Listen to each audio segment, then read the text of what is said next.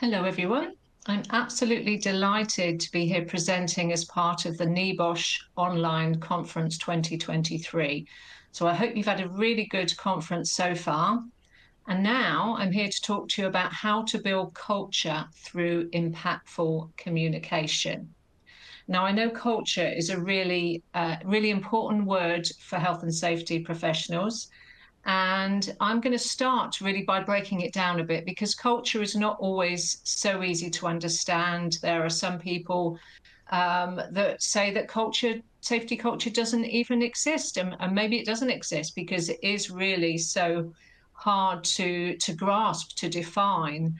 And potentially we're talking about just culture, the overall organizational culture. So let's have a little look at what culture is and let's see what we're talking about. And then we can look at it through a really interesting lens today, which is communication. Starting with a picture of a jelly. So you may be wondering, why has Karen got a jelly on the screen when we're talking about culture?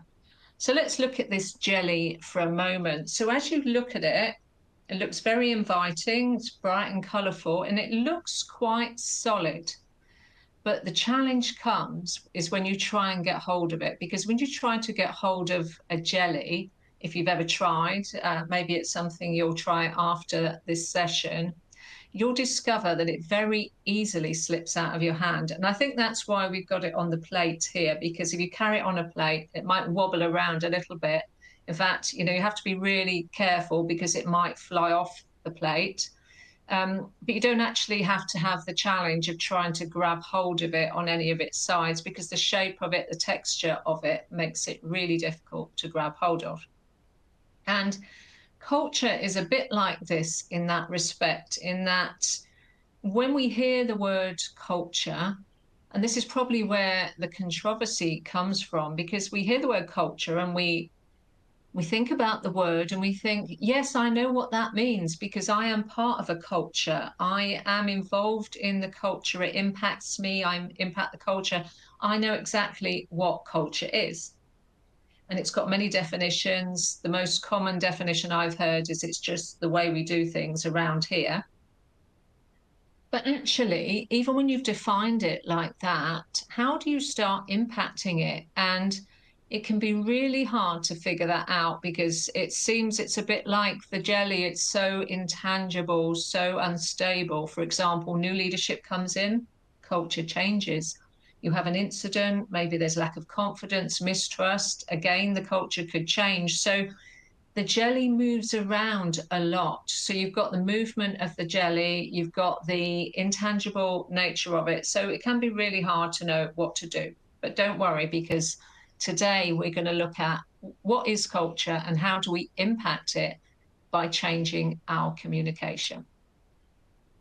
Starting with beliefs. So beliefs are really important because they shape culture. We often talk about wanting certain behaviors in our culture, but generally it's the beliefs that are behind the behaviors. So we start looking at what kind of beliefs we want in our culture, then that will help us get the behaviors that we want. So I've given you a little 3 stages here, an evolution of the type of beliefs we might want. And the first one is, it'll never happen to me. And you've probably heard somebody say that, it'll never happen to me. Maybe you've said it yourself. Maybe even I've said it to myself. It's just a human thing to say, maybe not out loud, but maybe you'll think it'll never happen to me. And a few weeks ago, I was watching a documentary on Netflix, and I was watching the story of the eruption of the White Island volcano in New Zealand. And it's a really harrowing story, to be honest. And it's the kind of documentary you watch and you just can't leave your seat. You can't get up to make a cup of tea, get a drink. You just absolutely grip to it. And one of the reasons it was so gripping is that it tells the story of the survivors as they went through the incident. And what struck me about this story, because sadly a lot of people did lose their lives, some people got out and they interviewed the survivors. And one of the survivors at the end, what struck me is this survivor was a tour guide. And they said, they asked her a question about why she went into that situation. And she said, I knew there was a risk, but I just thought it would never happen to me.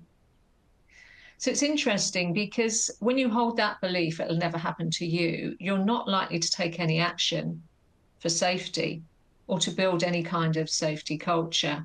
And even though she said that, there potentially was in that story a different belief. There might have been a belief that it could happen to somebody, which is the next belief we look at. So it might happen to someone, might lead you to take some kind of action for safety. And if you watch that documentary, you'll see that they did have some kind of safety measures in place. For example, when the tourists visited the island, obviously they were worried about falling debris, falling rocks. So they all had to wear these helmets on their heads just in case. So that's evidence really of a belief that something safety-wise could happen to someone. But it's maybe not going far enough, because the belief that we really want is it can't happen to anyone. And I say that really strongly because it is a really strong belief. If we believe, for example, if we go back to the idea of that volcano eruption, and there was a history of eruptions on that island, if we really wanted to make sure that a volcano eruption didn't happen to anyone, if getting hurt didn't happen to anyone, then we're going to go farther up our hierarchy of controls.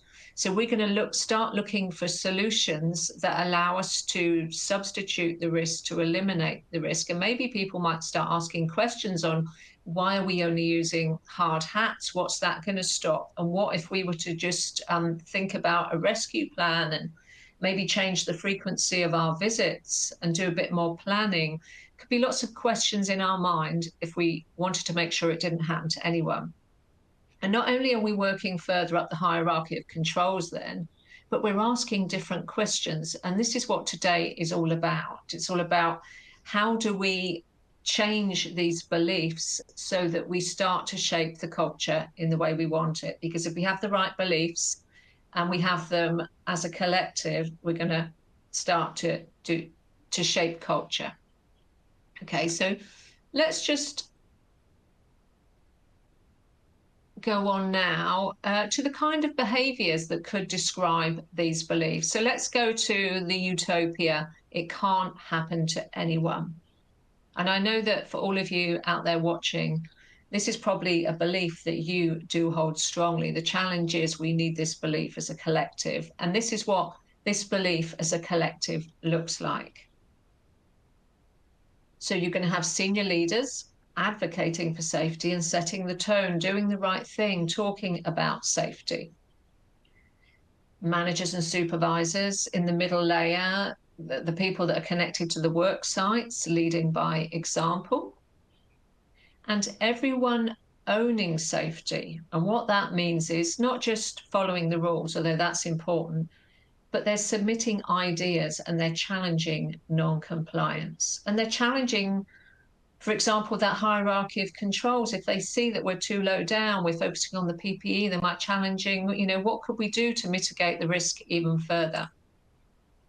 We've got people talking about safety a lot and at the right time, because they've constantly got this state of healthy paranoia. So they need to keep challenging and questioning and checking, double checking, sanity checking, because remember, they've got this belief it can't happen to anyone ever.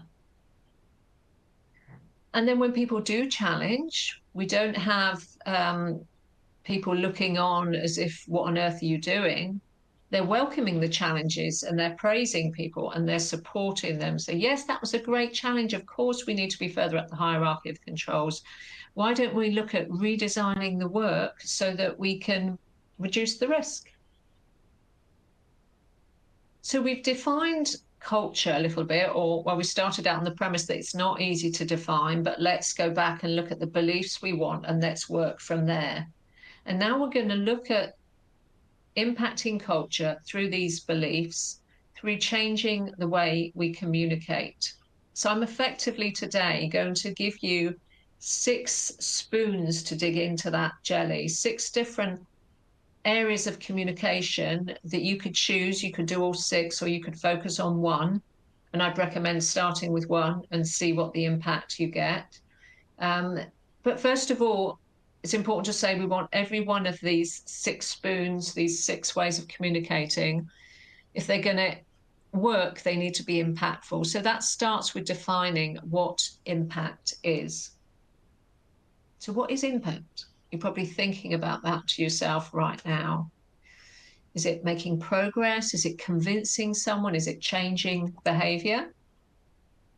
And it could be any of those things. And I like to think of impactful communication as starting from this belief. So the belief you're looking at on screen now is one that I hold close to my heart. Whether it's true or not, it doesn't matter. It's a belief, and it's going to impact the way I behave. So the belief is the meaning of communication is the response you get.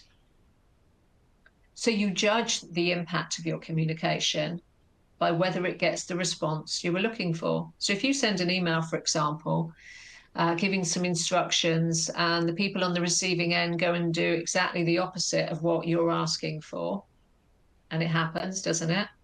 Then instead of saying, these people, they never follow instructions, this belief, the meaning of communication is the response you get, forces you to backtrack a little bit and think, hang on, I didn't get the response I wanted. I'm clear about the response I wanted. How do I communicate differently now to get the right response? So impactful communication is communicating in a way that gets the result you want. So let's look at the kind of results we might want for health and safety if we're going to impact and build culture.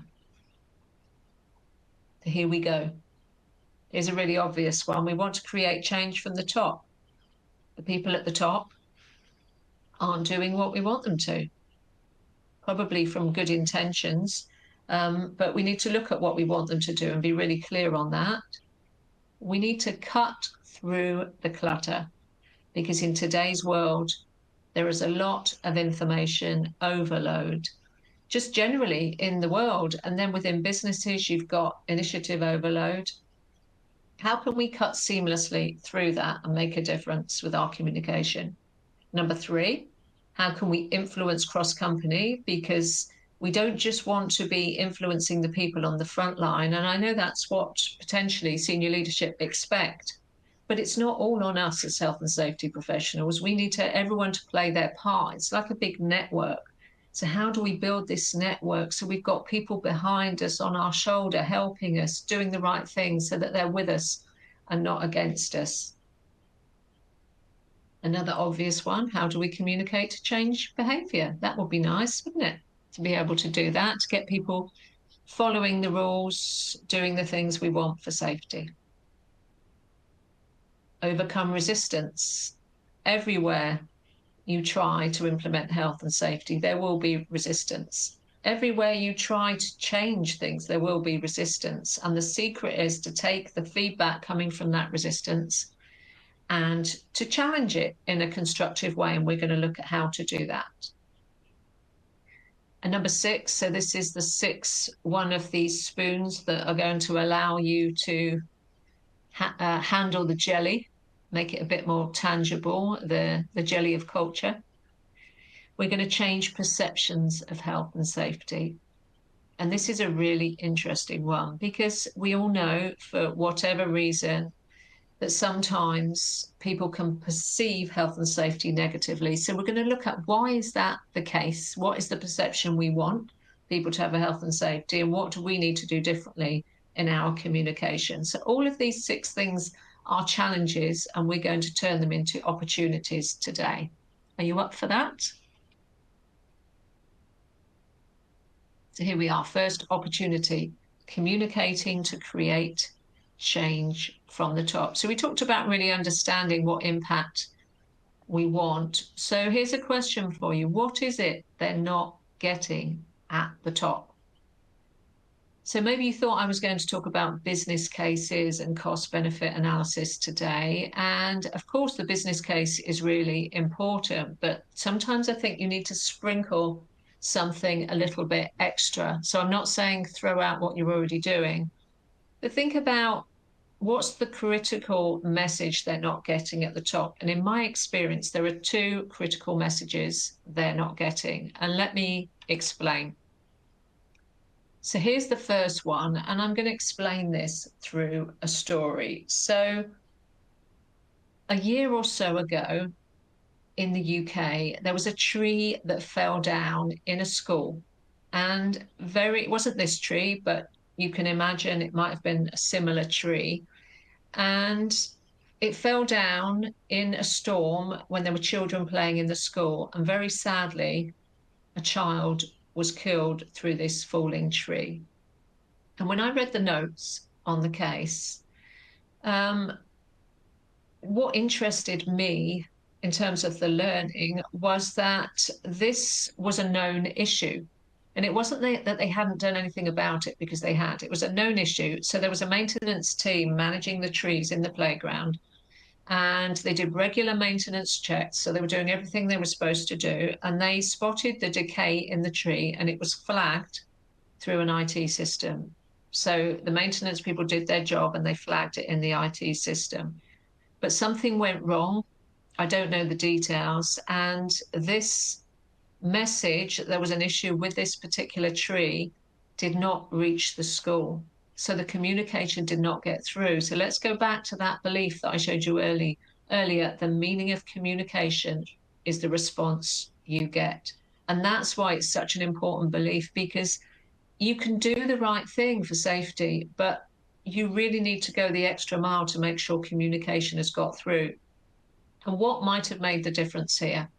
So let's imagine we talked about what people at the top are not getting. Sometimes senior management don't understand that for people out on the work sites to really make a fuss about safety and safety critical information, and this decaying tree was a bit of safety critical information. If you want people to make a fuss about safety on the front line, then the senior management need to make a fuss about it. It all starts with the top. At the top, when I say make a fuss, they need to be really clear about what safety critical information is, what to do with it, and when.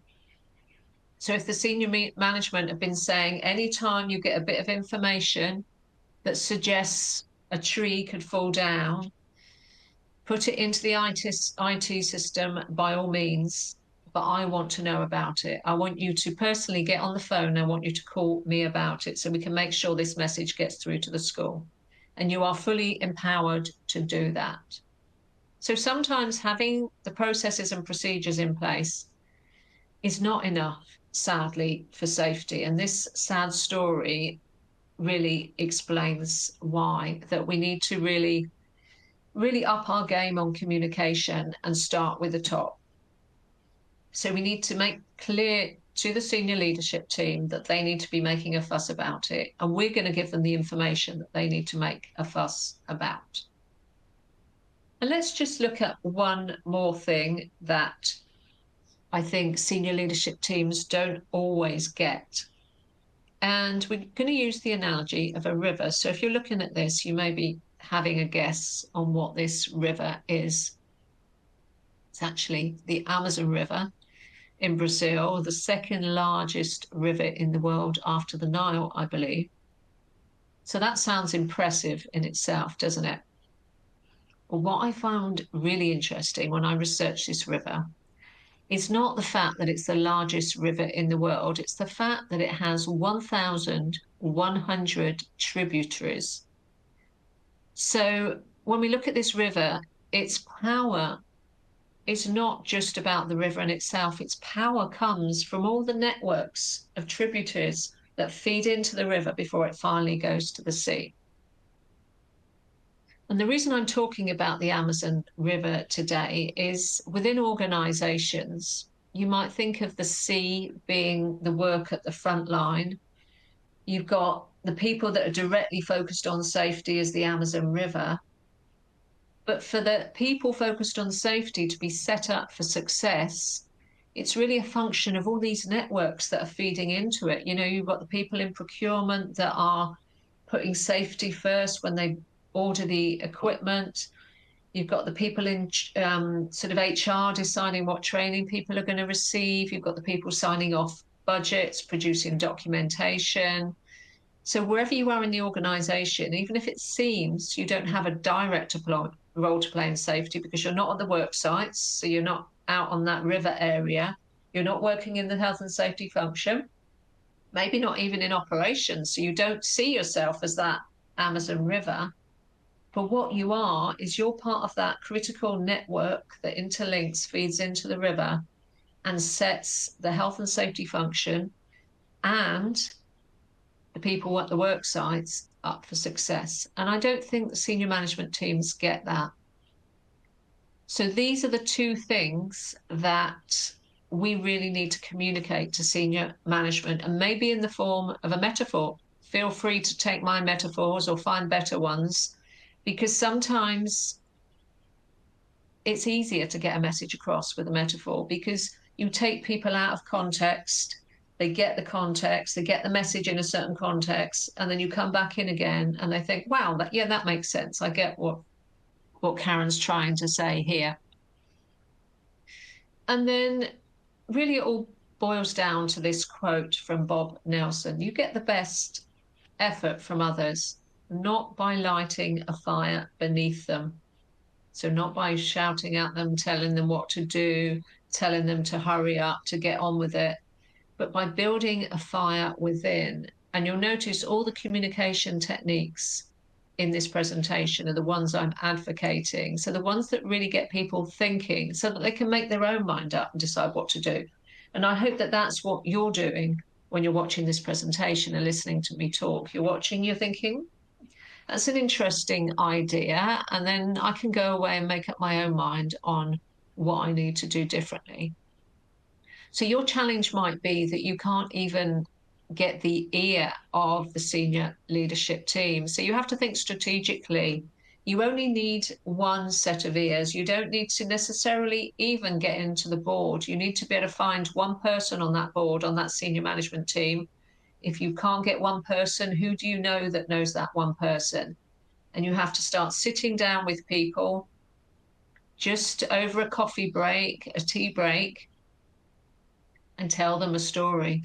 Tell them one of the stories, like go and watch a Netflix documentary, maybe something that's got parallels with the way you do things in your workplace. Go and sit down with them and say, I really want to tell you about this Netflix documentary I saw last night, or I really want to tell you about this safety story I read, and it got me thinking because this could happen here and this is why. So light a fire beneath someone who is as close to the management team as you can and let them pass the message. And remember the two messages. If they're not making a fuss about safety at the top, then when push comes to shove, when people are out on the work sites and they're maybe in a dilemma over what to do and they've got a lot to do, you know that they're going to make the right decision. And they're maybe even going to over-communicate. They're going to recognize a safety issue and over-communicate.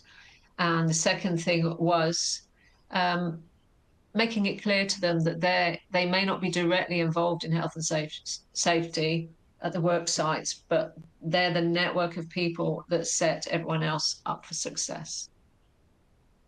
And now communicating to cut through the clutter.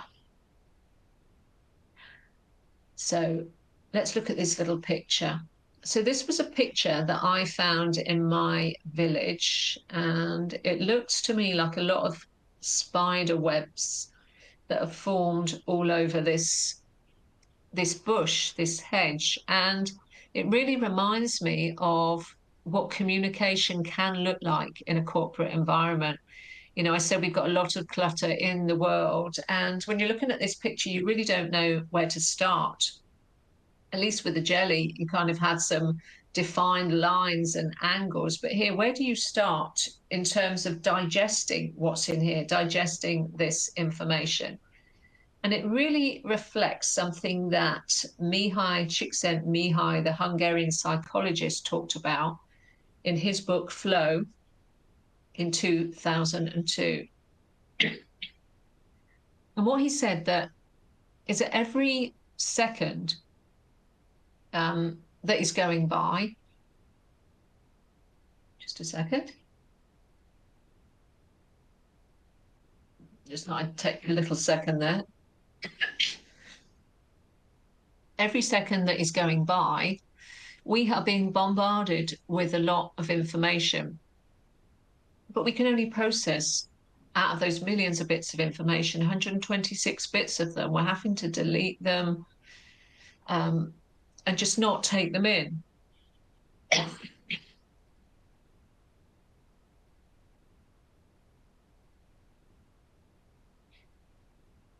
And so that was back in 2002. So that was more than 20 years ago now. So you can imagine with the way technology has advanced and the way the channels have increased, how much information we're really just not able to take in. So we're really having to filter the information. As well as filtering it, we're really having to focus so that we're not distracted. And when you look at this picture, probably what your eye focuses on, you can't miss it really, is this beautiful silverback gorilla. And there was a research project which you can look at on a video by two researchers called Simons and Chabris. And they wrote about it in a book called The Invisible Gorilla. You may have seen this video because it's been around for about 10 years, I think, where you're asked to view two basketball teams playing, and one team is in white, and the viewer is asked to concentrate really hard on how many passes the white team make, how many passes of the ball.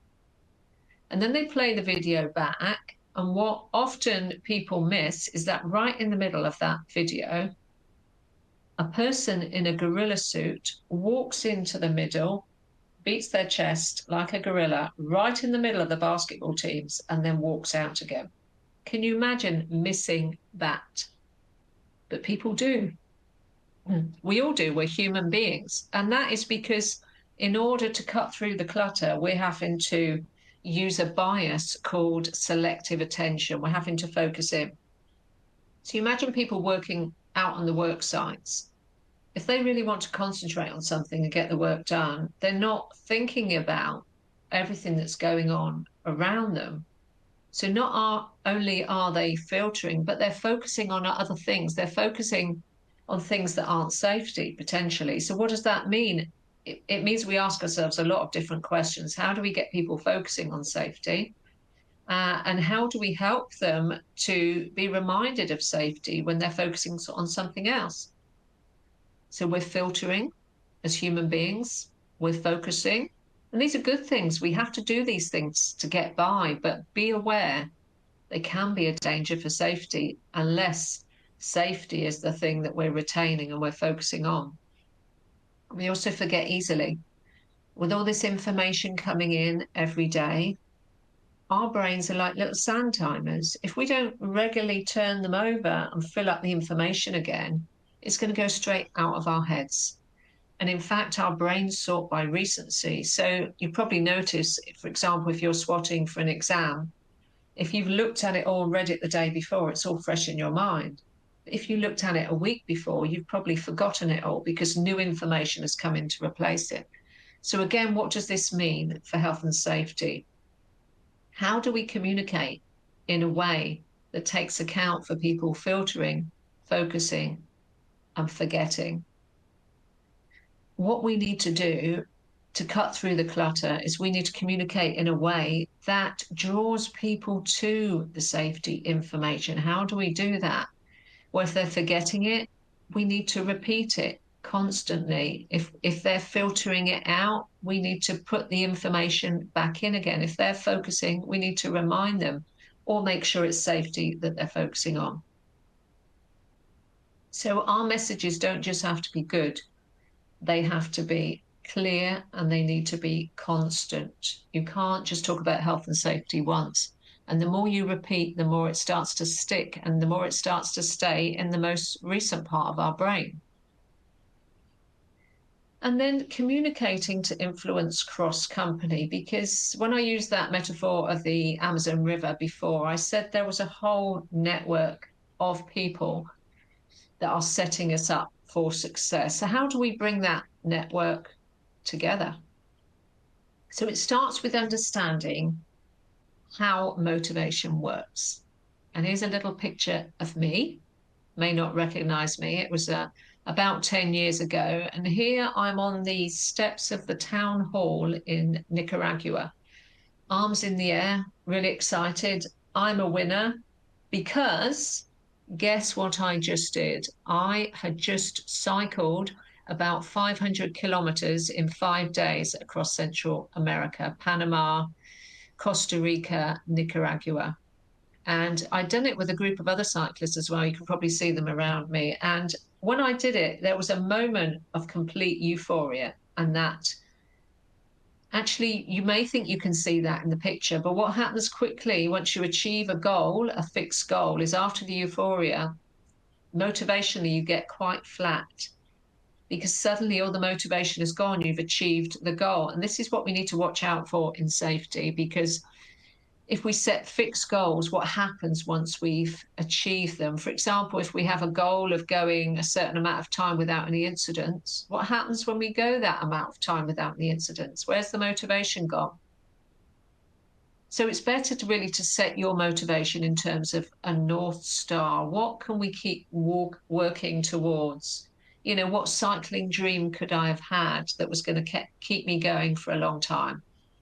And if we look at what Daniel Pink wrote in his book Drive, which was all about motivation, long-term motivation, motivating people so they really wanted to do things because they wanted to do it in the long term, because they felt it was the right thing to do. And there were three things that he said they needed. First of all, we need a sense of purpose. So this is our North Star that keeps driving us on. We need relative autonomy on how we do it. So we're allowed to sort of input our own way of doing things, input our ideas. And also we want a sense of mastery. We all like as humans to feel like we're progressing, we're getting better.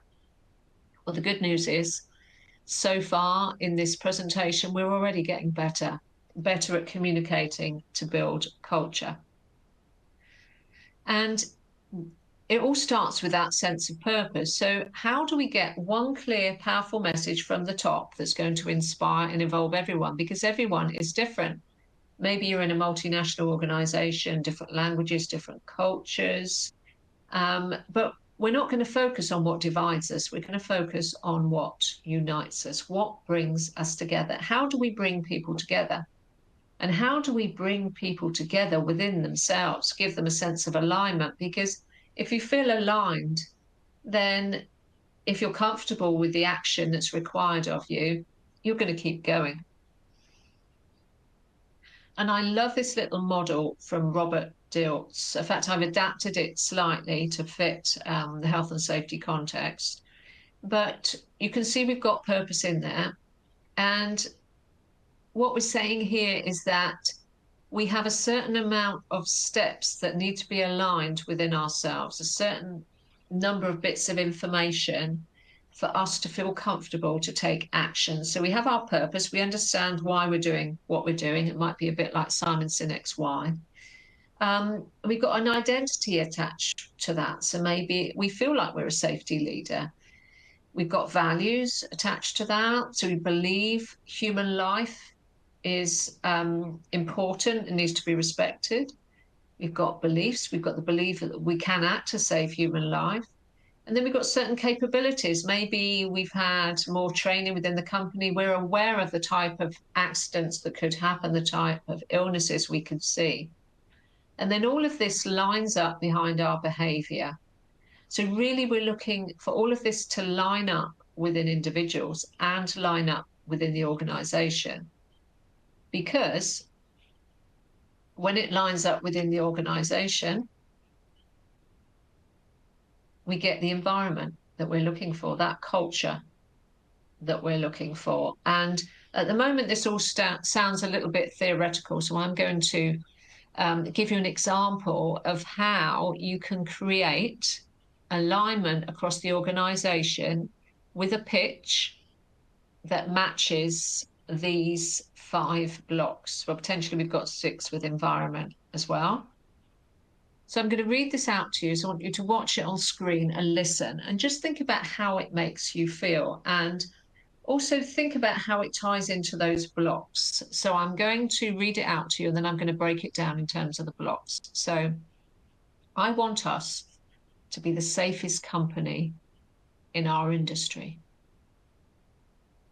And I'm going to need leadership from every single one of you. And what this means is that there can be no compromise on safety ever. And it means an unwavering belief that 100% safety is possible. We'll raise everyone's safety awareness levels and leadership skills so that everyone understands that following safety rules matters and anyone can challenge anyone if the safety doesn't feel right. Imagine the change we can make to our workplaces together. So think about how that made you feel, and then I'm just going to show you how this matches to those blocks. So I want us to be the safest company in our industry. That was your purpose. This was the vision.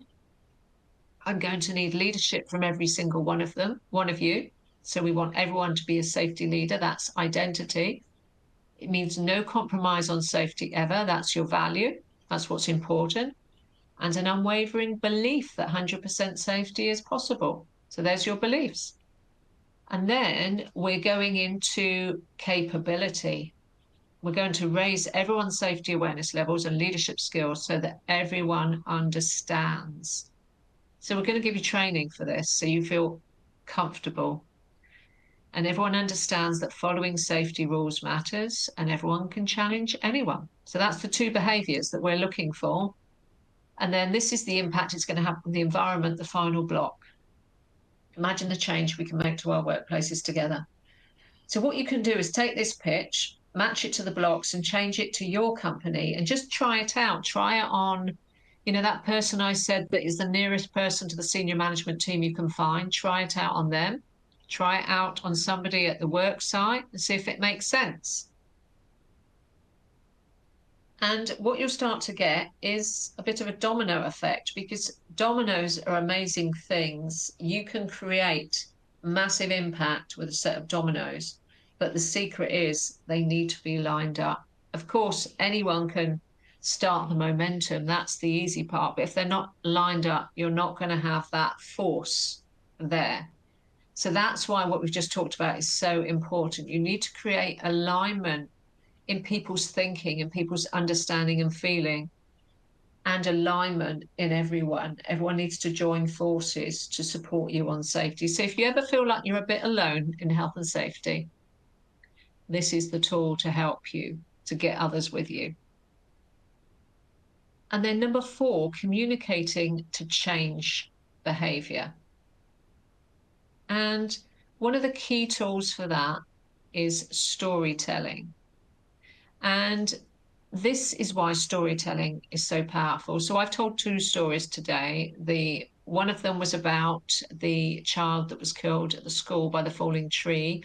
The other one was about the eruption of the White Island volcano. And I didn't tell much of the story, but they are quite memorable, because if I mention the volcano story or the tree story, your brain will be able to piece it together, because our brain stores information in stories, in networks of connections. So it has been said that they are 22 times memorable than facts. So stories get us on the right foot to start with. When we said we wanted people to really focus and not forget about safety, stories are memorable. They're relatable because they talk about human beings and what human beings go through. And even if you haven't been through the same situation, you can be thinking of a similar situation. Or if you can't think of a similar situation, you think, well, how would it have felt to be in that situation? And as humans, we can relate to other people's stories. They're also compelling because where you don't know what's going to happen next in a story, you get a release of a hormone called dopamine, which makes you want more. So you start listening really intently when someone tells a story. They're persuasive. When you start feeling empathy for the characters in the story, and this is scientifically proven as well as the dopamine, is that your brain starts to release oxytocin, the feel-good hormone, which makes you want to take action. So it's been proved that stories change your brain chemistry to make you listen harder and take action after them. So maybe time to throw away the PowerPoints, or at least do what I'm doing, keep the PowerPoints, but add the stories in and the pictures that tell the stories. And for all these reasons, stories are repeatable. And when other people start to repeat your stories, then you start to almost generate the culture, because people are starting to hear the stories, they change their own behavior, they tell someone else a story, then their behavior changes. So it starts to be that domino effect we looked at earlier. And then number 5, communicating to overcome resistance. And I'd like to think after doing all of that amazing communication, we don't have any resistance whatsoever. But the truth is, as I said, you're always going to get a little bit of resistance. And I think let's not think about it as resistance. I don't know if anyone has ever done any jiu-jitsu, but jiu-jitsu, I understand, is about taking a negative force and turning it into a positive one that you can use. Sorry, I've just got a little spider dangling down here trying to get a look in on this presentation. So you're going to turn it into a negative. And how do we do that? So it's changing resistance to enlightenment, because when people resist, it can be for different reasons. Maybe they've had a bad experience before, but it's often because they're coming at things from a particular angle and they don't fully understand your perspective. So how can you change their perspective? So you look at what they're saying that describes the resistance. So here's a typical one. We've always done it this way. So they're coming from that position of doing the same thing over and over again, and it's worked, so they're happy with it. Why would they want to change it? But you're going to take them to a different place. You're really going to take them to the other end of the spectrum with their thinking, with a question, what would happen if we didn't? And that gets them thinking about maybe different possibilities, different options. So if they're stuck in one belief, you're going to expand their thinking by really asking them something that's going to take them to an opposite place. And when you start thinking about this, you'll really get the hang of it. And here's another one. Someone says we can't prevent all accidents. Well, maybe they've got that belief that they've really done their best and accidents have still happened. And that's understandable. And then you might just give them a quote, like this is a great Henry Ford quote, whether we think we can or think we can't, we're right. And let them think about that one. So it's not really about whether we can prevent accidents or not, it's whether we believe we can. Because if we believe we can, we're going to take action. And that's what's important for safety. And then finally, communicating to change perceptions of health and safety, because unfortunately, despite all our hard work as health and safety professionals, there are sometimes some negative perceptions. You walk into a room and someone says, oh no, health and safety. Happened to me this week, in fact. And I smile to myself and think, there's a bit more work to be done here, Karen. You need to communicate a bit harder. And if we look at Albert Einstein's quote, he says, not everything that can be counted counts, or not everything that counts can be counted. And I think you imagine in an organization when the focus is purely on the safety numbers, counting the number of incidents, counting the KPIs, then there could be a perception that it's all about the numbers, it's not about the people. And that's maybe where the misunderstanding comes from. Or maybe health and safety people are just there when something goes wrong, and that's the perception people get, that health and safety people are just there to police things, to pick up the pieces. So we've got the power to change that and to recognize that there are things that count for safety: the people side, the communication, the storytelling, the relationship building, the making people feel important and special. that you can't necessarily count, but they still count. So we're looking essentially to change the way people feel about safety. And just to get practical, I'm going to give you just one idea, one takeaway on what to do after this presentation. Every time you want to ask a closed question, change it for an open questions, because closed questions are great if you want to confirm known problems. So you're just checking whether the problem exists. They're great for verifying existing knowledge, check if somebody knows something or not. But in doing that, you can make someone feel a bit tested. So if you say, for example, have you read the risk assessment? Imagine I said it like this: have you read the risk assessment? So obviously you can soften it down. I'm interested. Have you read the risk assessment? But it still sounds a little bit like you're testing someone, and you're not really going to learn anything. You're just verifying, and neither is the person on the other side. Imagine you change that question. You assumed they read the risk assessment, and you're just going to say, I'm curious, what stood out to you from the risk assessment? Who knows? You might even discover unknown problems, new insights. And that person on the end of that question is going to feel energized because you've encouraged them to really think, to raise their game, to challenge themselves. And they might find something interesting about that risk assessment that you hadn't found. And even if it turns out they haven't read the risk assessment, you might have inspired them to go and read it because they realize there was something they didn't know. So closed questions really are all about you. They're about us. So just recognize this. When you're asking a closed question, it's really something you want. But if you want to give something back to the people and get all the benefits of that, and you maybe want to find the risks that nobody has found, and you want to find new solutions, you want to close gaps, then the open questions are the answer, and they're all about them. So they're going to really put the human element back in health and safety, because people will forget what you said. They'll forget what you did, but they'll never forget the way you made them feel. In summary, what we've talked about today, by looking at culture through the lens of impactful communication, we've discovered that impactful communication starts with understanding the impact we want. You really need to be clear on this. If we don't get the impact we want, it's okay. It doesn't matter. We just try again. We recognize that we need to be agile, flexible, communicate differently, look for not just different ways to do health and safety, but different ways to communicate health and safety. And when we find something that works, do it again and again and again, because people need that consistency.